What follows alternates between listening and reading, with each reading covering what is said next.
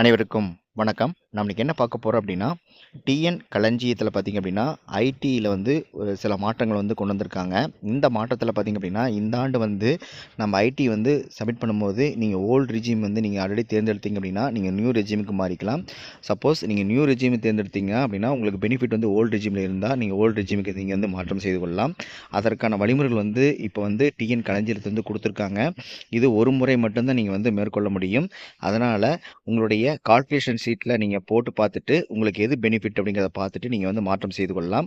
அதுக்கு முதல்ல பார்த்தீங்கன்னா நம்ம குரோம் ப்ரௌசர் நீங்கள் ஓப்பன் பண்ணிக்கிங்க. ஓப்பன் பண்ணிட்டீங்கன்னா அப்படி நமக்கு சர்ச் பாரில் டிஎன் களஞ்சியம் அப்படின்னு நமக்கு வந்திருக்கும்.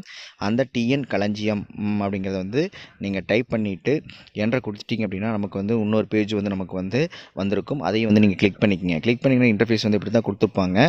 ஒவ்வொரு ஆசிரியருக்கும் பார்த்தீங்கன்னா ஐஎஃப்ஹெச்ஆர் நம்பர் கொடுத்துருப்பாங்க. அதற்கான பாஸ்வேர்டு போட்டுட்டு நீங்கள் சைன்இன் கொடுத்துடலாம். ஒருவேளை உங்களுக்கு பாஸ்வேர்டு தெரியல அப்படின்னா ஃபர்கெட் பாஸ்வேர்ட் கொடுத்துருங்க. இது மாதிரி நிறைய ஆப்ஷன் வந்து கீழே கொடுத்துருப்பாங்க. அதில் பார்த்தீங்க அப்படின்னா எம்ப்ளாயி செல்ஃப் சர்வீஸ்னு கொடுத்துருப்பாங்க. அதை வந்து நீங்கள் கிளிக் பண்ணிக்கிங்க. கிளிக் பண்ணோன்னே நமக்கு வந்து பார்த்தீங்கன்னா இன்கம் டேக்ஸ் அப்படின்னு நமக்கு வந்து கொடுத்துருப்பாங்க. அதை வந்து நம்ம டச் பண்ணிக்கலாம். டச் பண்ணால் நமக்கு வந்து அடுத்த பேஜ் வந்து நமக்கு வந்து காட்டுவாங்க. அந்த பேஜில் பார்த்தீங்க அப்படின்னா நமக்கு வந்து பார்த்தீங்க அப்படின்னா செல்ஃப் சர்வீஸ்க்கு மேலே 3 லைன் மாதிரி கொடுத்துருப்பாங்க. அதை டச் பண்ணிங்க அப்படின்னா அதில் 3 ஆப்ஷன் வந்து நமக்கு வந்து காட்டியிருப்பாங்க. அதில் ஐடி செல்ஃப் அப்படின்னு கொடுத்துருப்பாங்க. அதை வந்து நீங்கள் டச் பண்ணிக்கிங்க. டச் பண்ணிங்க அப்படின்னா நமக்கு இன்னொரு பேஜ் வந்திருக்கும். அதில் வந்து பார்த்தீங்கன்னா உங்களுடைய டீட்டெயில்ஸ் எல்லாமே கொடுத்துருப்பாங்க. உங்கள் ஐஎஃப்ஹெச்ஆர் நம்பர், உங்கள் பேர், உங்களுடைய பேன் நம்பர், இதெல்லாம் டீட்டெயில்ஸ்லாம் கொடுத்துருப்பாங்க. அதெல்லாம் செக் பண்ணிவிட்டு கீழே பார்த்துட்டிங்க அப்படின்னா swap old to new regime கொடுத்துருக்காங்க. இவங்க வந்து ஆல்ரெடி வந்து ஓல்டு ரெஜிம் தேர்ந்தெடுக்காங்க. இப்போ வந்து நம்ம கிளிக் பண்ணோன்னே ஆட்டோமேட்டிக்காக வந்து நியூ ரெஜிமுக்கு வந்து மாற்றம் அடைஞ்சிருவாங்க அப்படின்னு கொடுத்தோன்னா அடுத்து பார்த்தீங்கன்னா ஓகேங்கிற பட்டன் வந்து உங்களுக்கு ப்ளூ கலர் உங்களுக்கு ஷோ ஆகும். இந்த ப்ளூ கலர் பட்டனை வந்து கிளிக் பண்ணோன்னா ஆட்டோமேட்டிக்காக நமக்கு சக்ஸஸ்ஃபுல் அப்டேட் நமக்கு மேலே வந்துடும். சரிங்களா?